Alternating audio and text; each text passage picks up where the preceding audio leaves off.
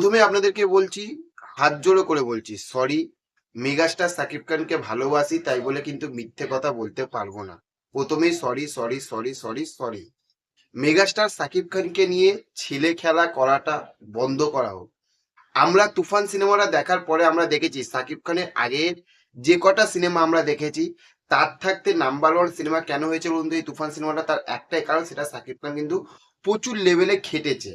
কিন্তু সেইখানে তুফান সিনেমাটাকে নিয়ে লাস্টে এই হিন্দিতে আনা, প্রথম কথা বলবো হিন্দিতে আনা, এবং সেগুলোকে এত বাজেভাবে রিপ্রেজেন্ট করছে দর্শকের কাছে।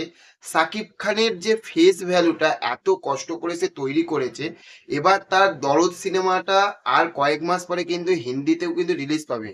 কিন্তু সেখানে তুফান সিনেমার এইরকম এত খারাপ কিছু মানে মানুষের কাছে প্রেজেন্ট করছে, সেটা বলার মতন না। ট্রেলারটা কেমন এসেছিল আপনারা কম বেশি আমি বলেছিলাম, যারা আমার ভিডিওটা দেখেন আপনারা বুঝতে পেরে জানেন।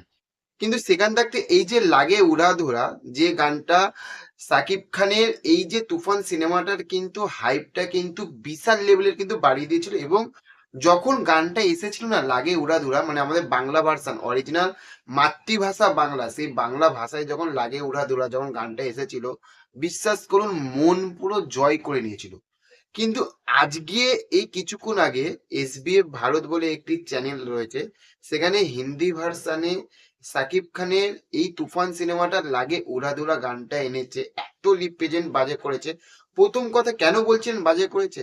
প্রথম কথাই হচ্ছে যে গানটা আমরা যখন শুনছি, বাংলা গানটা একটা মিষ্টি ছিল, পরপর পরপর লাইন আসছে।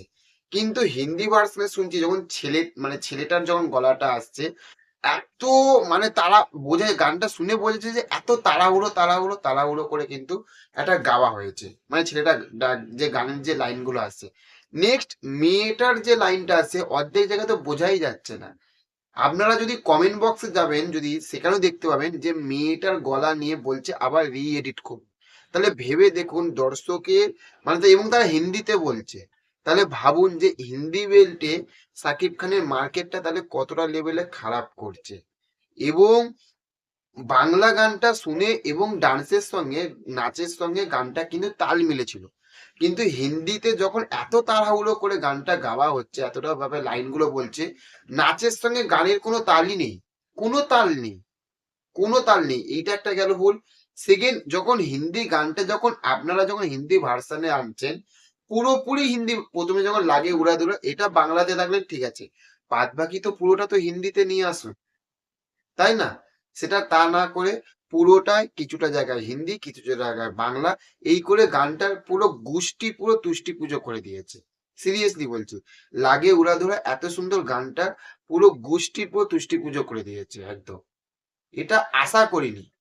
কি দরকার এত, বইটা এত সুপারহিট হয়ে গেছে, এত সুন্দর হয়েছে, সেটা এই হিন্দি ভার্সান এনে বেকার এই এক্সট্রা পাকামো করার তো কোনো দরকার নেই, তাই না? আমার কাছে এটাই হচ্ছে কথা, এক্সট্রা পাকামো করার তো কোনো দরকার নেই। সামনে দরদ সিনেমাটা আসছে হিন্দি ভার্সানে, সেগুলোকে নিয়ে হোক। সত্যি মানে আর যদি হিন্দিতে যদি আনারই হয় তাহলে প্রপার ভাবে আনুন না, এইরকম ভাবে উল্টো পাল্টা এইরকম ভাবে কেন আনছে? ক্ষতিটা তো সাকিব খানের হচ্ছে, তাই না? কি বলবো। আচ্ছা আপনারা যদি গানটা শুনে থাকেন, আপনাদের কেমন লেগেছে সেটা অবশ্যই কমেন্ট করে জানাবেন। চ্যানেলে যদি নতুন হয়ে থাকে তাহলে চ্যানেলটিকে অবশ্যই সাবস্ক্রাইব করে আমাদের পাশে থাকবেন। Okay, thank you, have a nice day, tata, bye by.